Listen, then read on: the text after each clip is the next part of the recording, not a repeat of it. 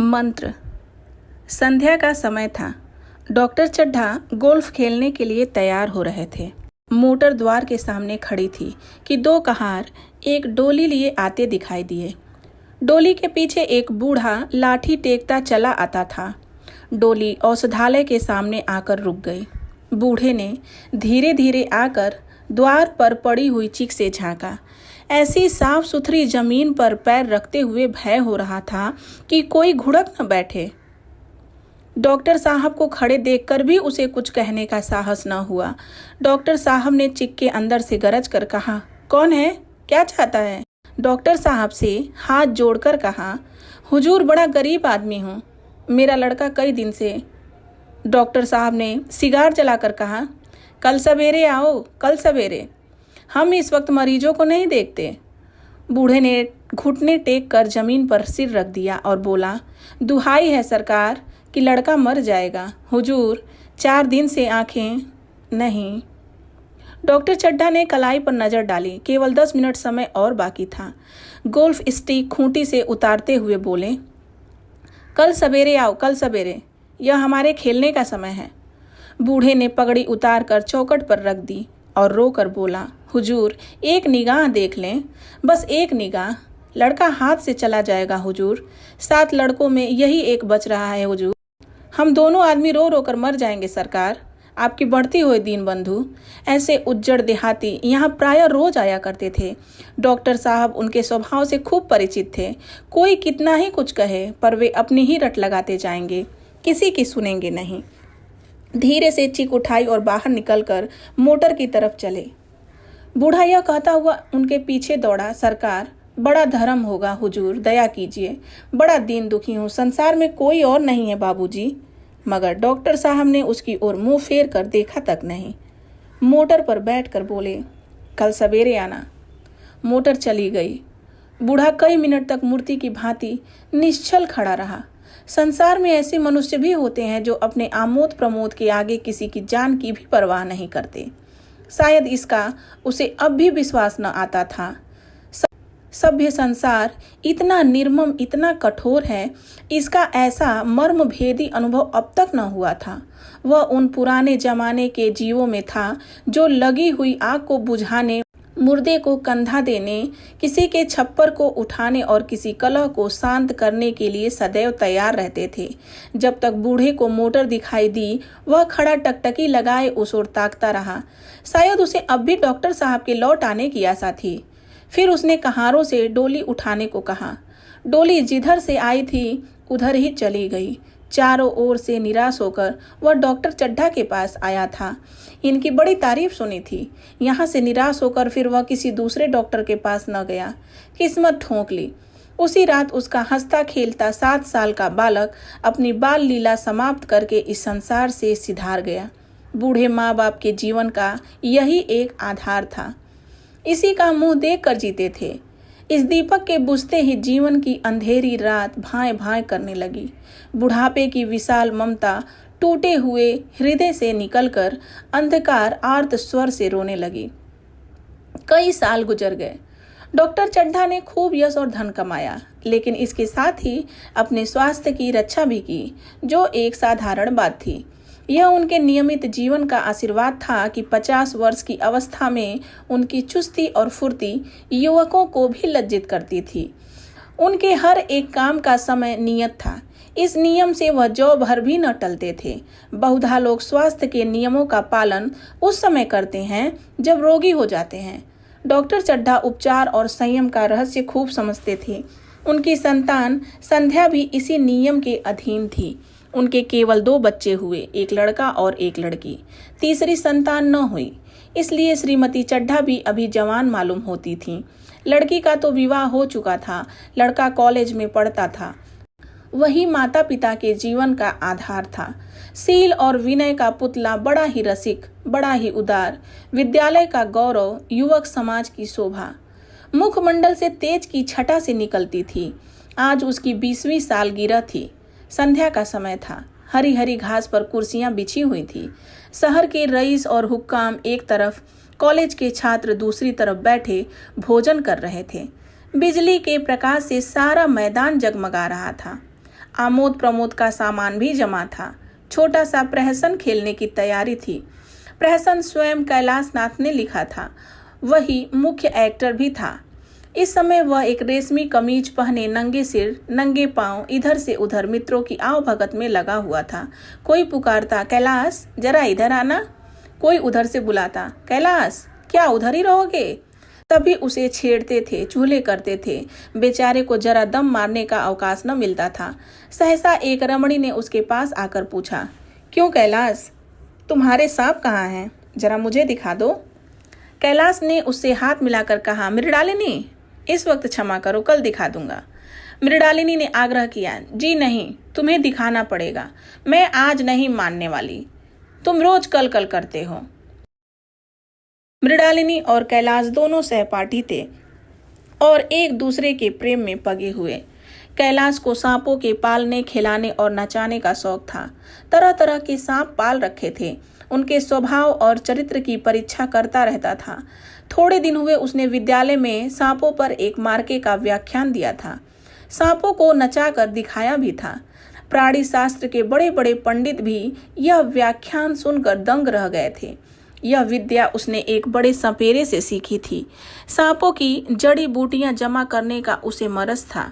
इतना पता भर मिल जाए कि किसी व्यक्ति के पास कोई अच्छी जड़ी है, फिर उसे चैन न आता था, उसे लेकर ही छोड़ता था। यही व्यसन था, इस पर हजारों रुपए फूंक चुका था। मृणालिनी कई बार आ चुकी थी, पर कभी सांपों को देखने के लिए इतनी उत्सुक न हुई थी। कह नहीं सकते आज उसकी उत्सुकता सचमुच जाग गई थी, या वह कैलाश पर अपने अधिकार का प्रदर्शन करना चाहती थी। पर उसका आग्रह बेमौका था। उस कोठरी में कितनी भीड़ लग जाएगी, भीड़ को देखकर सांप कितने चौंकेंगे और रात के समय उन्हें छेड़ा जाना कितना बुरा लगेगा, इन बातों का उसे जरा भी ध्यान न आया। कैलाश ने कहा, नहीं, कल जरूर दिखा दूंगा। इस वक्त अच्छी तरह दिखा भी तो न सकूंगा, कमरे में तिल रखने को भी जगह न मिलेगी। एक महाशय ने छेड़कर कहा, दिखा क्यों नहीं देते, जरा सी बात के लिए इतना टाल मटोल कर रहे हो। मिस गोविंद, हरगिज न मानना, देखे कैसे नहीं दिखाते हैं। दूसरे महाशय ने और रद्दा चढ़ाया, मिस गोविंद इतनी सीधी और भोली हैं, तभी आप इतना मिजाज करते हैं। दूसरे सुंदरी होती तो इसी बात पर बिगड़ खड़ी होती। तीसरे साहब ने मजाक उड़ाया, अजी बोलना छोड़ देती, भला कोई बात है। इस पर आपका दावा है कि मृणालिनी के लिए जान हाजिर है।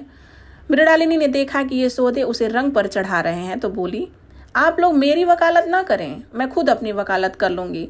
मैं इस वक्त सांपों का तमाशा नहीं देखना चाहती, चलो छुट्टी हुई। इस पर मित्रों ने ठट्ठा लगाया। एक साहब बोले, देखना तो आप सब कुछ चाहें, पर दिखाएं भी तो। कैलाश को मृणालिनी की झेपी हुई सूरत को देखकर मालूम हुआ कि इस वक्त उनका इनकार वास्तव में उसे बुरा लगा है। ज्यों ही प्रीति भोज समाप्त हुआ और गाना शुरू हुआ, उसने मृणालिनी और अन्य मित्रों को सांपों के दरबे के सामने ले जाकर महुवर बजाना शुरू किया।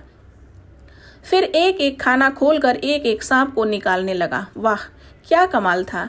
ऐसा जान पड़ता था कि वे कीड़े उसकी एक एक बात, उसके मन का एक एक भाव समझते हैं। किसी को उठा लिया, किसी को गर्दन में डाल लिया, किसी को हाथ में लपेट लिया।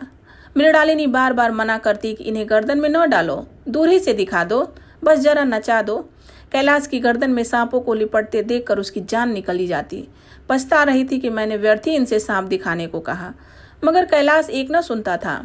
प्रेमिका के सम्मुख अपने सर्पकला प्रदर्शन का ऐसा अवसर पाकर वह कब चूकता। एक मित्र ने टीका की, दांत तोड़ डाले होंगे। कैलाश हंसकर बोला, दांत तोड़ डालना मदारियों का काम है, किसी के दांत नहीं तोड़े गए, कहिए तो दिखा दूं। कहकर उसने एक काले सांप को पकड़ लिया और बोला, मेरे पास इससे बड़ा और जहरीला सांप दूसरा नहीं है। अगर किसी को काट ले तो आदमी आनन फानन में मर जाए, लहर भी न आए। इसके कांटे पर मंत्र नहीं, इसके दांत दिखा दूं। मृणालिनी ने उसका हाथ पकड़कर कहा, नहीं नहीं कैलाश, ईश्वर के लिए इसे छोड़ दो, तुम्हारे पैरों पड़ती हूं। इस पर एक दूसरे मित्र बोले, मुझे तो विश्वास नहीं आता, लेकिन तुम कहते हो तो मान लूंगा। कैलाश ने सांप की गर्दन पकड़कर कहा, नहीं साहब, आप आंखों से देख कर मानिए, दांत तोड़कर वश में किया तो क्या। सांप बड़ा समझदार होता है, अगर उसे विश्वास हो जाए कि इस आदमी से मुझे कोई हानि न पहुंचेगी तो वह उसे हरगिज न काटेगा।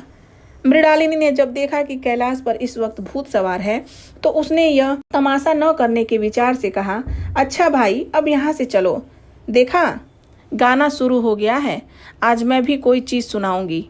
यह कहते हुए उसने कैलाश का कंधा पकड़कर चलने का इशारा किया और कमरे से निकल गई। मगर कैलाश विरोधियों का शंका समाधान करके ही दम लेना चाहता था। उसने सांप की गर्दन पकड़कर जोर से दबाई, इतनी जोर से दबाई कि उसका मुंह लाल हो गया, देह की सारी नसें तन गईं। सांप ने अब तक उसके हाथों ऐसा व्यवहार न देखा था। उसकी समझ में न आता था कि यह मुझसे क्या चाहते हैं। उसे शायद भ्रम हुआ कि मुझे मार डालना चाहते हैं, अतएव वह आत्मरक्षा के लिए तैयार हो गया। कैलाश ने उसकी गर्दन खूब दबाकर मुंह खोल दिया और उसके जहरीले दांत दिखाते हुए बोला, जिन सज्जनों को शक हो आकर देख ले। आया विश्वास या अब भी कुछ शक है? मित्रों ने आकर उसके दांत देखे और चकित हो गए।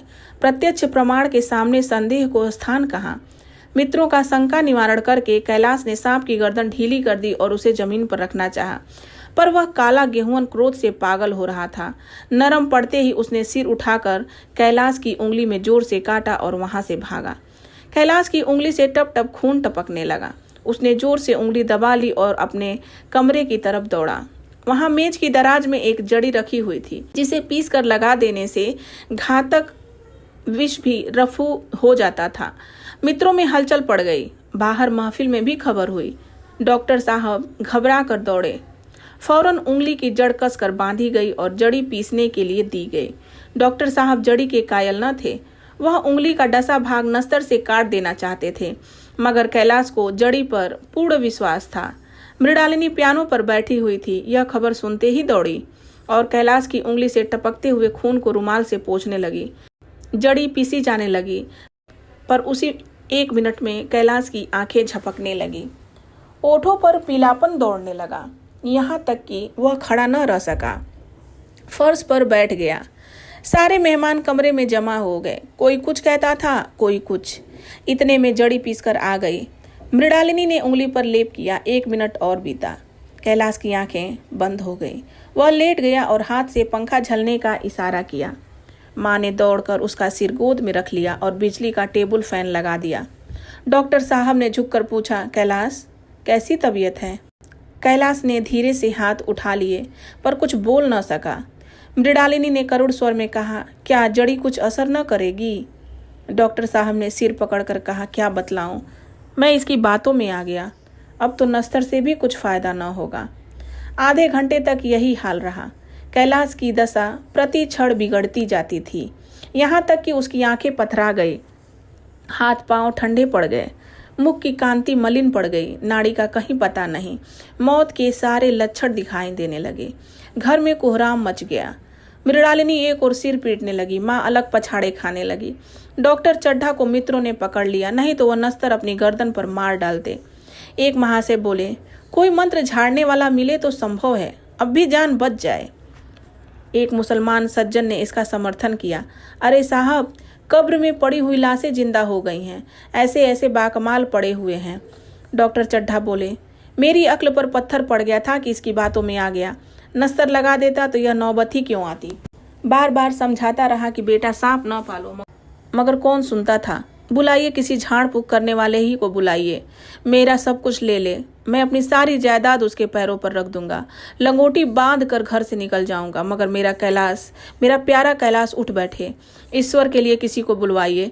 एक महाशय का किसी झाड़ने वाले से परिचय था, वह दौड़कर उसे बुला लाए, मगर कैलाश की सूरत देखकर उसे मंत्र चलाने की हिम्मत न पड़ी। बोला, अब क्या हो सकता है सरकार, जो कुछ होना था हो चुका।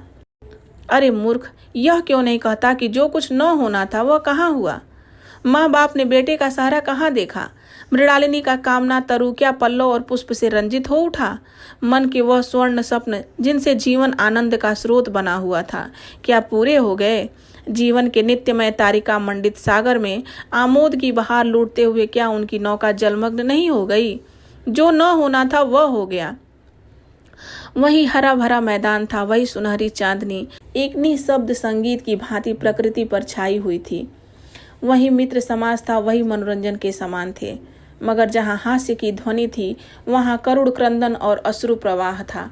शहर के कई मील दूर एक छोटे से घर में एक बूढ़ा और बुढ़िया अंगीठी के सामने बैठे जाड़े की रात काट रहे थे। बूढ़ा नारियल पीता था और बीच बीच में खांसता था। बुढ़िया दोनों घुटनियों में सिर डाले आगे की ओर ताक रही थी। एक मिट्टी के तेल की कुप्पी ताक पर जल रही थी। घर में न चारपाई थी न बिछौना। एक किनारे थोड़ी सी पुआल पड़ी हुई थी। इसी कोठरी में एक चूल्हा था। बुढ़िया दिन भर उपले और सूखी लकड़ियां बटोरती थी। बूढ़ा रस्सी वटकर बाजार में बेच आता था। यही उनकी जीविका थी। उन्हें न किसी ने रोते देखा न हंसते। उनका सारा समय जीवित रहने में कट जाता था। मौत द्वार पर खड़ी थी। रोने या हंसने की कहाँ फुर्सत। बुढ़िया ने पूछा, कल के लिए सन तो है नहीं, काम क्या करोगे? जाकर झगड़ू शाह से 10 से सन उधार लाऊंगा। उसके पहले के पैसे तो दिए ही नहीं और उधार कैसे देगा? न देगा न सही, घास तो कहीं नहीं गई। दोपहर तक क्या 2 आने की भी न काटूंगा। इतने में एक आदमी ने द्वार पर आवाज दी, भगत भगत, क्या सो गए? जरा किवाड़ खोलो। भगत ने उठकर किवाड़ खोल दिए। एक आदमी ने अंदर आकर कहा, कुछ सुना? डॉक्टर चड्ढा बाबू के लड़के को सांप ने काट लिया। भगत ने चौंकर कहा, चड्ढा बाबू के लड़के को? वही चड्ढा बाबू है ना जो छावनी में बंगले में रहते हैं? हाँ हाँ वही। शहर में हल्ला मचा हुआ है। जाते हो तो जाओ, आदमी बन जाओगे। बूढ़े ने कठोर भाव से सिर हिलाकर कहा, मैं नहीं जाता, मेरी बला जाए। वही चड्ढा है, खूब जानता हूँ। भैया लेकर उन्हीं के पास गया था। खेलने जा रहे थे, पैरों पर गिर पड़ा कि एक नज़र देख लीजिए, मगर सीधे मुंह से बात तक न की। भगवान बैठे सुन रहे थे। अब जान पड़ेगा कि बेटे का गम कैसा होता है। कई लड़के हैं? नहीं जी, यही तो एक लड़का था। सुना है सबने जवाब दे दिया है। भगवान बड़ा कारसाज है। उस वक़्त मेरी आंखों से आंसू निकल पड़े थे, पर उन्हें तनिक भी दया न आई थी। मैं तो उनके द्वार पर होता तो भी बात न पूछता। तो न जाओगे? हमने जो सुना था सो कह दिया। अच्छा किया, कलेजा ठंडा हो गया, आंखें ठंडी हो गई, लड़का भी ठंडा हो गया होगा। तुम जाओ, आज चैन की नींद सोऊंगा। बुढ़िया से जरा तंबाकू ले ले, एक चीलम और पीऊंगा। अब मालूम होगा लाला को, सारी साहबी निकल जाएगी। हमारा क्या बिगड़ा लड़के के मर जाने से? कुछ रास्तों नहीं चला गया। जहाँ 6 बच्चे गए थे वहाँ एक और चला गया। तुम्हारा तो राज सुना हो जाएगा। उसी के वास्ते सबका गला दबा दबा कर जोड़ा था ना। अब क्या करोगे? एक बार देखने जाऊंगा, पर कुछ दिन बाद मिजाज का हाल पूछूंगा। आदमी चला गया। भगत ने किवाड़ बंद कर लिए। तब चीलम पर तंबाकू रख कर पीने लगा। बुढ़िया ने कहा, इतनी रात गए, जाड़े पाले में कौन जाएगा? अरे दोपहर ही होता तो मैं ना जाता। सवारी दरवाजे पर लेने आती तो भी न जाता। भूल नहीं गया हूँ। पन्ना की सूरत आंखों में फिर रही है। इस निर्दयी ने उसे एक नज़र देखा तक नहीं। क्या मैं न जानता था कि वो न बचेगा? खूब जानता था। चड्ढा भगवान नहीं थे कि उनके एक निगाह देख लेने से अमृत बरस जाता। नहीं, खाली मन की दौड़ थी। अब किसी दिन जाऊंगा और कहूंगा, क्यों साहब कहिए, क्या रंग है? दुनिया बुरा कहेगी, कहे, कोई परवाह नहीं। छोटे आदमियों में तो सब ऐब है, बड़ों में कोई ऐब नहीं होता, देवता होते हैं। भगत के लिए यह जीवन में पहला अवसर था कि ऐसा समाचार पाकर वह बैठा रह गया हो। 80 वर्ष के जीवन में ऐसा कभी न हुआ था कि सांप की खबर पाकर वह दौड़ न गया हो। माघ पूस की अंधेरी रात, चैत बैसाख की धूप और लू, सावन भादों की चढ़ी हुई नदी और नाले, किसी की उसने कभी परवाह न की। वह तुरंत घर से निकल पड़ता था, निस्वार्थ, निष्काम। लेन देन का विचार कभी दिल में आया नहीं। यह सा काम ही न था। जान का मूल्य कौन दे सकता है? यह एक पुण्य कार्य था। सैकड़ों निराशों को उसके मंत्रों ने जीवन दान दे दिया था, पर आज वह घर से कदम नहीं निकाल सका। यह खबर सुनकर सोने जा रहा है। बुढ़िया ने कहा, तम्बाकू अंगीठी के पास रखी हुई है, उसके भी आज 2.5 पैसे हो गए। देती ही न थी। बुढ़िया यह कहकर लेटी। बूढ़े ने कुप्पी बुझाई, कुछ देर खड़ा रहा, फिर बैठ गया, अंत को लेट गया। पर यह खबर उसके हृदय पर बोझे की भांति रखी हुई थी। उसे मालूम हो रहा था कि उसकी कोई चीज खो गई है, जैसे सारे कपड़े गीले हो गए हैं या पैरों में कीचड़ लगा हुआ है, जैसे कोई उसके मन में बैठा हुआ उसे घर से निकालने के लिए कुरेद रहा है। बुढ़िया जरा देर में खर्राटे लेने लगी। बूढ़े बातें करते करते सोते हैं और जरा सा खटा होते ही जागते हैं। तब भगत उठा, अपनी लकड़ी उठा ली और धीरे से किवाड़ खोले। बुढ़िया ने पूछा, कहाँ जाते हो? कहीं नहीं, देखता था कि कितनी रात है। अभी बहुत रात है, सो जाओ। नींद नहीं आती। नींद कहीं आवेगी? मन तो चड्ढा के घर पर लगा हुआ है। चड्ढा ने मेरे साथ कौन सी नेकी कर दी है जो वहां जाऊं? वह आकर पैरों पर पड़े तो भी न जाऊं। उठे तो तुम इसी इरादे से ही। नहीं रे, ऐसा पागल नहीं हूं कि जो मुझे काटे बोए उसके लिए फूल बोता फिरूं। बुढ़िया फिर सो गई। भगत ने किवाड़ लगा दिए और फिर आकर बैठ गया, पर उसके मन की कुछ ऐसी दशा थी जो बाजे की आवाज कान में पड़ते ही उपदेश सुनने वालों की होती है। आंखें चाहे उपदेशक की ओर हों, पर कान बाजे ही की ओर होते हैं। दिल में भी बाजे की ध्वनि गूंजती रहती है। शर्म के मारे जगह से नहीं उठता। निर्दयी प्रतिघात का भाव भगत के लिए उपदेशक था, पर हृदय उस अभागे युवक की ओर था जो इस समय मर रहा था, जिसके लिए एक एक पल का विलंब घातक था। उसने फिर किवाड़ खोले, इतने धीरे से कि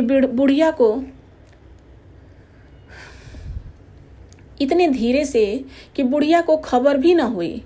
बाहर निकल आया। उसी वक्त गांव का चौकीदार गश्त लगा रहा था। बोला, कैसे उठे भगत? आज तो बड़ी सर्दी है, कहीं जा रहे हो क्या? भगत ने कहा, नहीं जी, जाऊंगा कहाँ?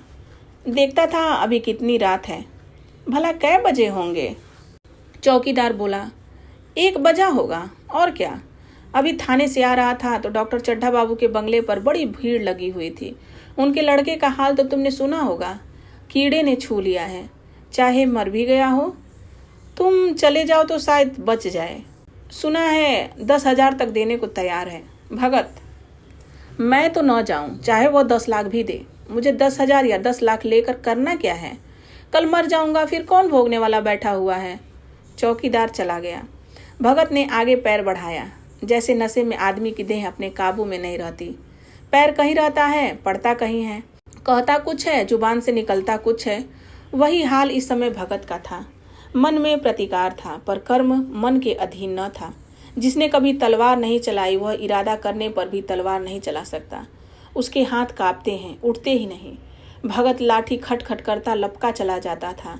चेतना रोकती थी पर उपचेतना ठेलती थी। सेवक स्वामी पर हावी था। आधी राह निकल जाने के बाद सहसा भगत रुक गया। हिंसा ने क्रिया पर विजय पाई। मैं यूं ही इतनी दूर चला आया। इस जाड़े पाले में मरने की मुझे क्या पड़ी थी? आराम से सोया क्यों नहीं? नींद न आती न सही, 2-4 भजन ही गाता। व्यर्थ इतनी दूर दौड़ा आया। चड्ढा का लड़का रहे या मरे, मेरी कला से। मेरे साथ उन्होंने ऐसा कौन सा सलूक किया कि मैं उनके लिए मरूं? दुनिया में हजारों मरते हैं, हजारों जीते हैं। मुझे किसी के मरने जीने से मतलब? मगर उपचेतन ने अब एक दूसरा रूप धारण किया जो हिंसा से बहुत कुछ मिलता जुलता था। वह झाड़ फूक करने नहीं जा रहा है। वह देखेगा कि लोग क्या कर रहे हैं। डॉक्टर साहब का रोना पीटना देखेगा, किस तरह सिर पीटते हैं, किस तरह पछाड़े खाते हैं। वे लोग तो विद्वान होते हैं, सब्र कर जाते होंगे। हिंसा भाव को यूं धीरज देता हुआ वह फिर आगे बढ़ा। इतने में 2 आदमी आते दिखाई दिए। दोनों बातें करते चले आ रहे थे। चड्ढा बाबू का घर उजड़ गया। वहीं तो एक लड़का था। भगत के कान में यह आवाज पड़ी। उसकी चाल और भी तेज हो गई थी। थकान के मारे पांव न उठते। सिरों भाग इतना बढ़ जाता था मानो अब मुंह के बल गिर पड़ेगा। इस तरह वह कोई 10 मिनट तक चला होगा कि डॉक्टर साहब का बंगला नजर आया। बिजली की बत्तियां जल रही थी मगर सन्नाटा छाया हुआ था। रोने पीटने की आवाज भी न आती थी। भगत का कलेजा धक धक करने लगा। कहीं मुझे बहुत देर तो नहीं हो गई? वह दौड़ने लगा। अपनी उम्र में वह इतना तेज कभी न दौड़ा था। बस यही मालूम होता था मानो उसके पीछे मौत दौड़ी आ रही है। 2 बज गए थे। मेहमान विदा हो गए। रोने वालों में केवल आकाश के तारे रह गए थे और सभी रो रो कर थक गए थे। बड़ी उत्सुकता के साथ लोग रह रहकर आकाश की ओर देखते थे कि किसी तरह सुबह हो और लाश गंगा की गोद में दे दी जाए। सहसा भगत ने द्वार पर पहुंचकर आवाज दी। डॉक्टर साहब समझे कोई मरीज आया होगा। किसी और दिन उन्होंने उस आदमी को दुत्कार दिया होता, मगर आज बाहर निकल आए। देखा एक बूढ़ा आदमी खड़ा है, कमर झुकी हुई, पोपला मुंह भौवें तक सफेद हो गई थी। लकड़ी के सहारे कांप रहा था। बड़ी नम्रता से बोले, क्या है भाई? आज तो हमारे ऊपर ऐसी मुसीबत पड़ गई है कि कुछ कहते नहीं बनता, फिर कभी आना। इधर 1 महीना तक तो शायद मैं किसी भी मरीज को न देख सकूंगा। भगत ने कहा, सुन चुका हूँ बाबूजी, इसलिए आया हूँ। भैया कहाँ है, जरा मुझे दिखा दीजिए। भगवान बड़ा कारसाज है, मुर्दे को भी जिला सकता है। कौन जाने अब भी उसे दया आ जाए। चड्ढा ने व्यथित स्वर से कहा, चलो देख लो, मगर 3-4 घंटे हो गए हैं, जो कुछ होना था हो चुका। बहुतेर झाड़ने फूकने वाले देख देख कर चले गए। डॉक्टर साहब को आशा तो क्या होती, हाँ बूढ़े पर दया आ गई। अंदर ले गए। भगत ने लाश को 1 मिनट तक देखा, तब मुस्कुरा कर बोला, अभी कुछ नहीं बिगड़ा है बाबूजी। यह नारायण चाहेंगे तो आधे घंटे में भैया उठ बैठेंगे। आप नाहक दिल छोटा कर रहे हैं, जरा कहारों से कहिए पानी तो भरें। कहारों ने पानी भर भर कर कैलाश को नहलाना शुरू किया। पाइप बंद हो गया था। कहारों की संख्या अधिक न थी, इसलिए मेहमानों ने अहाते के बाहर के कुएं से पानी भर भर कर कहारों को दिया। मृणालिनी कलासा लिए पानी ला रही थी। बूढ़ा भगत खड़ा मुस्कुरा मुस्कुरा कर मंत्र पढ़ रहा था, मानो विजय उसके सामने खड़ी है। जब एक बार मंत्र समाप्त हो जाता तब वह एक जड़ी कैलाश के सिर पर डाले गए और न जाने कितनी बार भगत ने मंत्र फूका। आखिर जब उषा ने अपनी लाल लाल आंखें खोली तो कैलाश की भी लाल लाल आंखें खुल गई। एक क्षण में उसने अंगड़ाई ली और पानी पीने को मांगा। डॉक्टर चड्ढा ने दौड़कर नारायणी को गले लगा लिया। नारायणी दौड़कर भगत के पैरों पर गिर पड़ी और मृणालिनी कैलाश के सामने आंखों में आंसू भरे पूछने लगी, अब कैसी तबीयत है। एक क्षण में चारों तरफ खबर फैल गई। मित्रगण मुबारकबाद देने आने लगे।